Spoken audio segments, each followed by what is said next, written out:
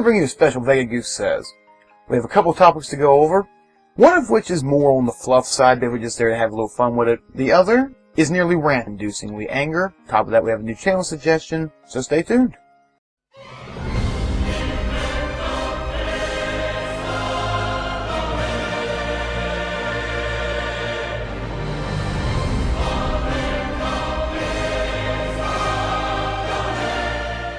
Now we're going to just get what's really pissing me off right now out of the way. Now, as many of you may know, I am not a huge Star Trek fan. Never have been, really. But what I really did enjoy was the original series. And the best of the original series, without a question, is Star Trek The Wrath of Khan. You can imagine I was fairly pissed off when I saw that movie completely ripped off in the movie Star Trek Into Darkness. Well, remarkably, they've managed to do it again. When the DVD releases for Star Trek Into Darkness, if you want all the special features, you have to buy a DLC afterwards. They're not calling it a DLC, but that's what it fucking is. In this case, it's a commentary track, which is mainly the only extra I watch a DVD for. I never actually thought this would ever happen, that we would actually see DLC spread from video games over to movies. You see, with a video game releasing a DLC, it makes sense. They don't have a giant theater they can make a ton of money on this product before they release it out to be bought. Movies can.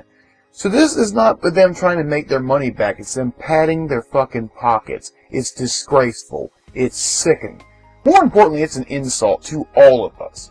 Fans and non-fans of Star Trek alike. Because it sets a very poor precedent. If this goes, you can expect many other movies in the future. Now, I'm not going to call for a boycott or tell you not to buy it. I'm going to tell you I personally will not be buying this movie. It will not be on my shelf. It will not be in my collection. I have canceled my pre-order. I don't want it. If they're going to try out these piss-poor practices, then they don't deserve my money. You know what they deserve? They deserve a giant fuck you. Next topic. Alright, now next we're going to do some viewer questions. I've gotten a couple now. I'm just going to admit to you right off, I'm going to read the questions from the screen here. Mainly because I don't want to screw up anybody's questions, so you'll just have to deal with me looking over it for a second, okay? Alright. Now the first question regards the opening changes. As you may have noticed, I've changed my opening quite a bit. The reason for that is I'm somewhat of a perfectionist, and secondly, I had an opening that I really was happy with. You remember it, I believe it was coined the America opening. The reason I changed it was I got a couple comments from my friends who told me that it almost looks like it's a Top Gun fan show. It's really not the image I want to put out there. I am working on a permanent one now. The one that's there, the real quick one, is just temporary. I'm working on a much better one. You'll see it whenever I get it finished, and trust me, I really do hope you enjoy it. Alright, next question. Alright, next question also involves the opening. It says, what happened to the awesomeness banner page? That was really funny. That is going to be on my new opening when I finish it. I just didn't decide to re-edit it for the new opening because it was just supposed to be something quick. It was just a filler. I didn't really put a whole lot of time into it. It's just something quick until I get the new one up. But trust me, I have gotten a couple comments about that, and I will be putting the awesomeness back into the opening the second that I get it done. You have my word on that. Alright, the final question regards movie talk. It says, here's a couple, and this is from a couple folks, it's not just, don't want you to think it's one guy. It says, I have a couple ideas from your movie talk segment that could be changes. Rather than doing a review, simply discuss the movie, very similar to what you did in your Resident Evil review. Don't worry so much about telling people whether or not they should see the movie. Just give us your impressions on what you liked about the movie and what you didn't. Go ahead at the start of the thing and tell us there'll be spoilers. That way we already know. You know, that's not a horrible idea, and that's what I will start doing because I like that idea. I don't have to do a review every time I talk about something. That's great. Thank you very much for the suggestion. Now, our channel of the week this week is actually someone who's fairly established in the internet world. It's a Noel Antwater, also known as the Spoony One. Now, he has his own website, The Spoony Experiment, but I think a lot of people, including himself, watch this stuff on YouTube. He actually has his own YouTube channel, and that is where our suggestion comes from. He does reviews similar to a lot of other critics out there. He does older movies, he does newer movies, he does games, and he's actually quite funny, in my opinion. Now, admittedly, if you're not into someone who is going to nitpick a lot, he's probably not going to be for you. But if you can get past the fanboyism of something you don't like or something you like being made fun of, I think you'll really enjoy his channel. And now finally the fluff piece. This is about video game sexuality, or the lack thereof. It's how to do it correctly and how to do it incorrectly. You see, lately there's been an upsurge in the talking amongst the gamer community, particularly involving romance systems for different games. Now, personally, I'm somewhere on the fence. If it's in a game, I'll play it, but I don't play a game for it.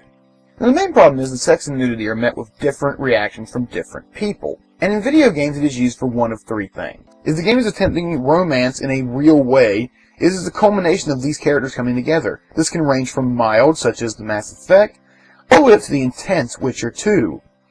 And in fact, in this case, the nudity and the sexuality has a purpose. It isn't simply there to make the game seem more adult. In fact, if anything, these games make the romance seem more real and allow the player to more fully immerse themselves into the story.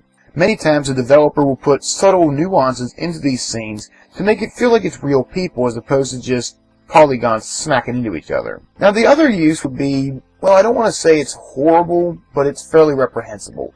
This is where they use these things for more disturbing aspects. And I get that they're trying to be disturbing. I get it, but when you take it too far, it makes you feel uncomfortable. Happening to us. Looks like you're fucked. Duke, it was our first time. I mean, with an alien. Duke, we'll get the weight off in like a week, we swear.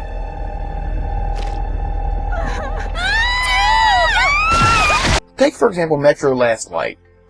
It comes right out of nowhere and just hits you in the middle of a scene. A scene that isn't necessary, doesn't add to the plot, and is literally just there because, look, boobs. That's it. Doesn't have any other point, any other purpose. Or even worse, take Ride to Hell, for example, where you save a woman who is being either beaten or attempted rape, and literally she has sex with you right then and there. That's not kosher. That's disturbing, that's creepy, and that's unnecessary. You see, I don't mind fan service. I don't mind sexuality. I don't mind half-naked women. See, look. Doesn't bother me. What bothers me is when they take it to that disturbing level for no reason. It has its place. You know what? You can disturb an audience and make an impact. Sure. But it has to have some semblance of reason behind it. It can't just come right the fuck out of nowhere, or there is no emotional punch. It's just the gamer saying, what the fuck? Now the third way this is used is what I call the in-between. It's where it's used, it's just cheeky enough to have a sexual side to it, but it's more fun.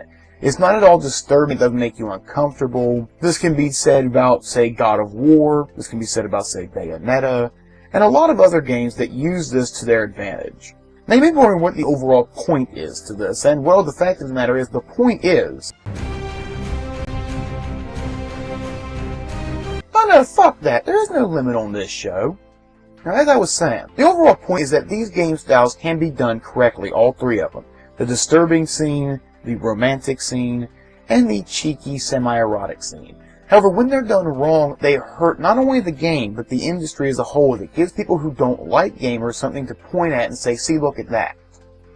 Now, granted, people will take anything out of context to use it, but if they have to take it out of context, we still maintain the higher ground. That's the overall point of this. It's basically the difference between acting adult and being mature. Until next time, my name is Vega Goose saying, that's what I said. And big thanks to everybody who commented with their questions. If you want to be one of the people who asked me the questions, you can check me out on Facebook, Twitter, holdline.com, or my email, which will be in the description below.